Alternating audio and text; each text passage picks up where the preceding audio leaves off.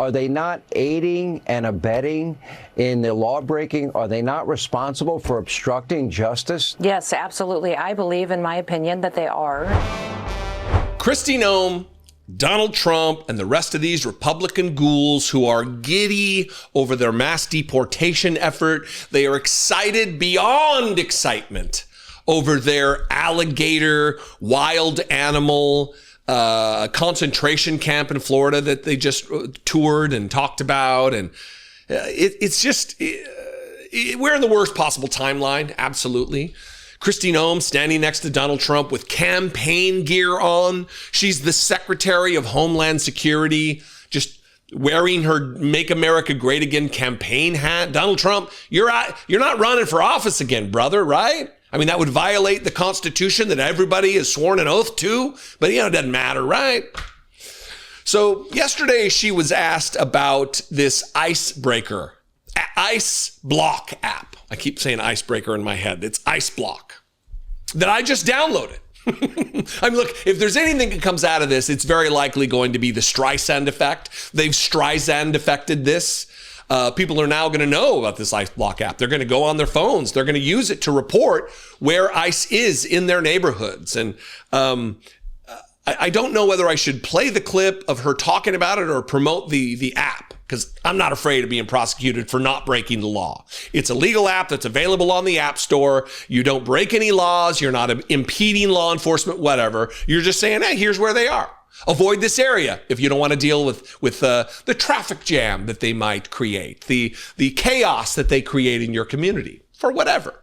Let's do this. Let's play the clip of her being asked about it and her signaling that they plan to prosecute CNN for running a news story about Ice Block, this app, and what it does. Anyway, here she is next to Donald Trump, who gets his little jab in there about they're also going to prosecute CNN for reporting incorrectly about his attack on Iran.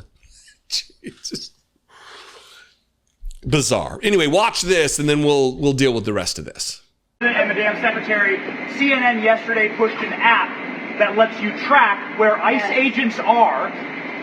Tom Homan was saying that perhaps CNN should be prosecuted for that. That's obstruction of law enforcement. Your response? Yeah, we're working with the Department of Justice to see if we can prosecute them for that, because what they're doing is actively encouraging people to avoid law enforcement activities, operations, and we're going to actually go after them and prosecute them with the partnership of PAM if we can, because what they're doing we believe is illegal. And they may be prosecuted also for having given false reports on the attack in Iran. They were given totally false reports.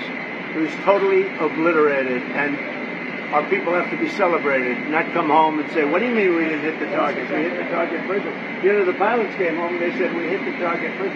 So they may be very well prosecuted for that. What they did there we think is totally illegal. Okay, let's go. That wasn't it, though. Later in the day, she went on with Hannity, who had just finished a conversation with Pam Bondi, and Kristi Noem expressed her excitement that the Attorney General, the leader of the Department of Justice in the United States, was seriously looking into prosecuting CNN for promoting or reporting. It's not promoting, it's reporting on the existence of this app. Watch her, and then we'll get to the app. Kristi Noem is with us. Okay, 700% increase against agents, and you've got groups that are, and I had Pam Bondi on about this last night, they are warning people. Are they not aiding and abetting in the law breaking? Are they not responsible for obstructing justice? And she was very open to looking into the criminality of it, or potential criminality of it. Yes, absolutely. I believe, in my opinion, that they are. And that's why I'm so thrilled that Pam is willing to be proactive and go after those individuals that would perpetuate this kind of activity against our law enforcement officers, these ICE agents. So if you're curious about this app, here is what predicated all of this. Here is John Berman talking to a CNN reporter about the Ice Block app. They go into a little bit of detail about what the app is, how it works, and what the intent was behind its design. No criminal activity here, zero illegal activity at all. Yet this fascist government either wants to threaten through intimidation, criminal prosecution, or they're really going to seek prosecution for something that is not in any way, shape, or form a crime. Here's that CNN hit. Trump administration steps up ICE raids and mass deportations. One tech developer is pushing back with an app designed to track ICE activity in real time. It's called ICE Block, and it's controversial to say the least. CNN's Claire Duffy is with us now. How does this work, Claire, and what are the legal implications? Yeah, John, I talked with Joshua Aaron, who is the longtime tech worker who developed this platform, and he said he really wants it to be an early warning system for people about the location of Immigrations and Customs Enforcement officers. So he says he does not want people interfering with those officers' activity, but he does want people to be able to avoid them altogether if they want. So you open the app, it looks like a map, and users can tap the map to report an ICE sighting in their area, and then everybody who uses the platform within 5 miles of that sighting will get a push alert. This is a free iPhone app. It is anonymous. Aaron says he doesn't collect any user data. And what I think is really interesting about this in this moment is we've seen so many of the biggest leaders in tech supporting President Trump, but Aaron is sort of an example of the fact that there are people within the tech industry who are really resistant to Trump's policies. I asked him what he would say to those tech leaders who, for example, were at the inauguration. Here's what he told me. Take a listen. I understand that you have shareholders to report to. I understand that you have employees that need their paychecks. But at what point do you say enough is enough? And John, I should say that ICE did not respond when I asked them about this platform and about Aaron's opposition to their activity. Now, look, I went this morning and downloaded this app because I will not be, listen, maybe it's a personality flaw. It very likely is, but you're not going to intimidate me. You're not going to threaten prosecution if I download an app. It's in the App Store. I went on my phone and downloaded it, and I plan on using it. This is from their website, ICE Block. ICE Block is an innovative, completely anonymous crowdsourced platform that allows users to report Immigrations and Customs Enforcement, ICE, activity with just 2 taps on their phone. In recent years, ICE has faced criticism for alleged civil rights abuses and failures to adhere to constitutional principles and due process, making it crucial for communities to stay informed about its operations. Modeled after Waze, but for ICE sightings, the app ensures user privacy by storing no personal data, making it impossible to trace reports back to individual users. Available exclusively for iOS devices, ICE Block empowers communities to stay informed about ICE presence within a 5-mile radius while maintaining their anonymity through real-time updates and automatic deletion of sightings after 4 hours.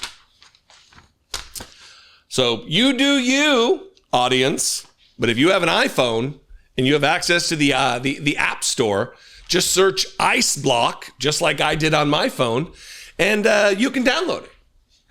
I, for one, will not be intimidated. I will not stand for being threatened. I'm not breaking the law by having the app. I'm not breaking the law by talking about the app. I'm not breaking the law by promoting it to you and telling you to download it. If you have the same personality defect that I have, go download the app. Anyway, what do you think? I invite you to this conversation. There's a broader movement afoot, and we need to talk about it. You can comment below. You can also call the voicemail line, 714-576-4054. And of course, as always, you can email me daily at dollemore.com. If you want to take part in supporting independent media in these very scary times where they're threatening mainstream media organizations, they're threatening groups who are larger independent media outlets. And what's next is they're going to be threatening directly smaller operations like mine, like Pacman, like others on this platform. And if you want to help support that, I would appreciate it very much. For $2 a month, you can become a channel member. Click the join button below. You can also go to patreon.com/IDoubtItPodcast. Another way. Fantastic. You can also buy some merch at Dollemore.com. We're selling a children's book about gratitude. That has been fantastic. People love it. They are saying how great the illustrations are and the messages. We should do a video talking about some of the reviews of the book. Anyway, you can find that at Dollemore.com or Amazon. It's called The Grateful Child. No better time for gratitude than now. We need to find every little bright spot we can. Anyway, I love and appreciate you very much. Be genuine. Take care of one another.